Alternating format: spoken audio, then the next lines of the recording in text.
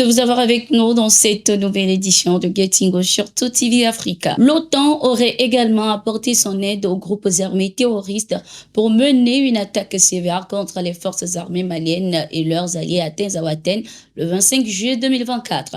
L'objectif pour eux serait de déstabiliser le Mali et d'aider les groupes armés à se réinstaller dans la région de Kidal. Cette révélation a été faite par l'activiste Nathalie Yamb dans l'une de ses vidéos. Elle a également mis en lumière les matériels fournis à ses assaillants pour accomplir leur basse besogne. Écoutons. Une patrouille des forces armées maliennes avançait vers Tinzaouaten, Mali, quand tout à coup, le gros blindé chargé du déminage et transportant pas mal de soldats alliés en tête du convoi est canardé massivement par un drone, tandis qu'une armada impressionnante de véhicules adverses déboule par voie terrestre pour encercler le convoi des forces armées maliennes.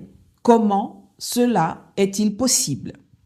Les images satellitaires de l'avance du convoi malien en direction de Tinzaouaten ont été fournies par les Américains qui ont organisé, avec l'aide des Français et des Algériens et de leurs supplétifs terroristes, l'embuscade qui a coûté la vie à une soixantaine de soldats maliens et alliés.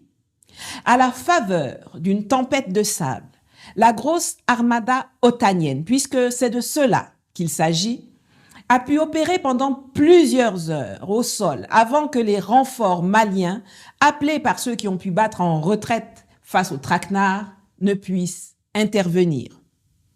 Véhicules sophistiqués, chars, drones, mercenaires de la compagnie militaire privée américaine Academy, plus connue sous le nom de Blackwater, légionnaires français, forces spéciales ukrainiennes, militaires algériens, encadrant les terroristes du JNIM, de l'EIGS et du CSPDPA, le MNLA en réalité, dirigé par le terroriste Iyad Akhali, contre qui la Cour pénale internationale a émis un mandat d'arrêt depuis 2017. Rien que ça. Toute cette impressionnante logistique employée par l'OTAN du 25 au 27 juillet 2024 n'était en réalité pas mobilisée pour écrabouiller une petite patrouille de 20 véhicules maliens, mais plutôt dans le cadre du déclenchement d'une grosse opération de reconquête de Kidal et de Thessalite. Et c'est ainsi qu'ils ont battu le rappel de tous les voyous venus du sud de la Libye, de la zone qui échappe encore partiellement au contrôle du général Haftar, du Sahara occidental en traversant la Mauritanie, d'Algérie bien sûr, et même du Moyen-Orient, pour réunir quelques 2000 personnes afin de tenter de rééditer la descente de 2012. L'ancien président du Niger, Mamadou Issoufou, sort de nouveau de son silence pour condamner le coup d'État de 2023 du CNSP. Dans une lettre adressée à la Fondation Mo Ibrahim, Mamadou Issoufou est revenu à la charge en condamnant vigoureusement le renversement de Mohamed Bazoum tout en réaffirmant son attachement à la démocratie et à l'alternance. Il a par la même occasion déploré le maintien en résidence surveillée de Mohamed Bazoum et de sa femme, l'incarcération depuis 1 an des anciens ministre et de son fils Sani Issoufou Mahamadou, ministre du pétrole. Il a également, dans cette lettre, dénoncé la menace d'intervention militaire brandie par la CEDEAO au Niger qui a entravé sa médiation entre les nouvelles autorités et le régime déchu. Précisons que Mahamadou Issoufou avait été soupçonné, même accusé par plusieurs, notamment la fille de Mohamed Bazoum, d'être derrière le coup d'État du général Abdourahmane Tiani. Des accusations que l'ancien président a rejetées plusieurs fois à travers ses avocats. Il était l'un des commandants du groupe rebelle de l'armée de résistance LRA en Ouganda. Thomas Koyelo, arrêté il y a 15 ans, est reconnu coupable de crimes de guerre et de crimes contre l'humanité. Il a été inculpé de 44 crimes commis entre 1996 et 2005 dans le nord de l'Ouganda, notamment dans sa région d'origine du district d'Amuro. Âgé de 49 ans maintenant, Thomas Koyelo avait nié toutes ces accusations, affirmant avoir été enlevé à l'âge de 12 ans et enrôlé de force dans la LRA. Il s'était défendu en indiquant également n'avoir jamais tué et que son rôle consistait à soigner les soldats blessés.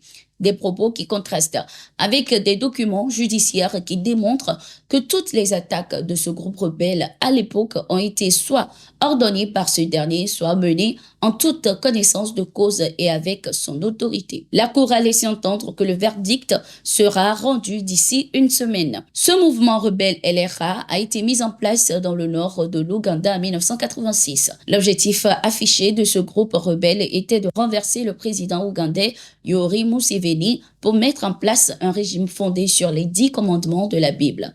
Son chef était Joseph Kony. Selon un rapport international, au moins 140 personnes perdaient la vie chaque semaine dans les atrocités de ce groupe rebelle. Cette rébellion était responsable de la mort de plus d'une centaine et de l'enlèvement des enfants garçonnés, transformés en soldats, et fillettes qu'ils transformaient également en esclaves sexuels. Leur chef fondateur Joseph Kony en fut fait l'objet d'un mandat d'arrêt international. Thomas Kouelo avait été de son côté arrêté en 2009 en République démocratique du Congo. Également au Mali, Aineya Ibrahim Kamara, président du mouvement républicain, est condamné par contumace à 7 ans de prison et au paiement d'une amende de 47 milliards de francs CFA ce 12 août 2024.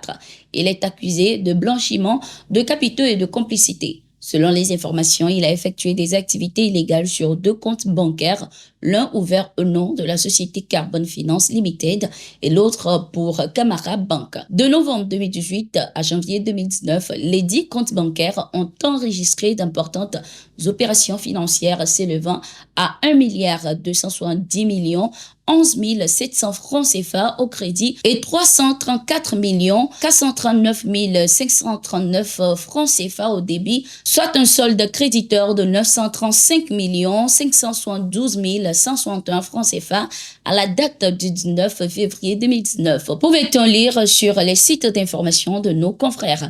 Ces transferts de fortes sommes ont poussé la cellule nationale de traitement des informations financières à demander l'ouverture d'une information judiciaire contre le susnommé et d'autres personnes physiques et morales pour blanchiment de capitaux et de complicité. Tout au long de la procédure, Aineya Ibrahim Kamara a catégoriquement rejeté toutes ces accusations.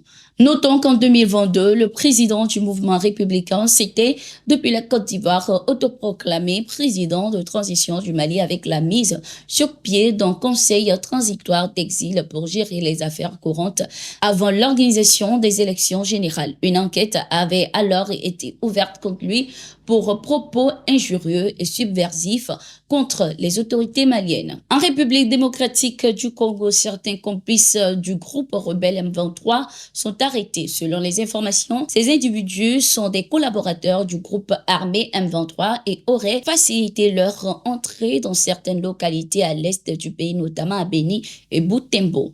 Ces individus sont également accusés d'avoir organisé des réunions et des activités de recrutement pour le M23. Rappelons que ce 8 août 2024, 26 personnes, dont 21 sont en fuite, ont été condamnées à mort par la justice militaire à Kinshasa. Ceci pour leur participation à la rébellion du M23. Ces personnes étaient poursuivies pour crimes de guerre, participation à un mouvement insurrectionnel ou trahison. Parmi ces condamnés se trouve Corneille Nangaa, l'ex-président de la CENI et chef du groupe armé Alliance du fleuve Congo. C'était tout pour ce numéro de Getingo. Merci d'être resté avec nous.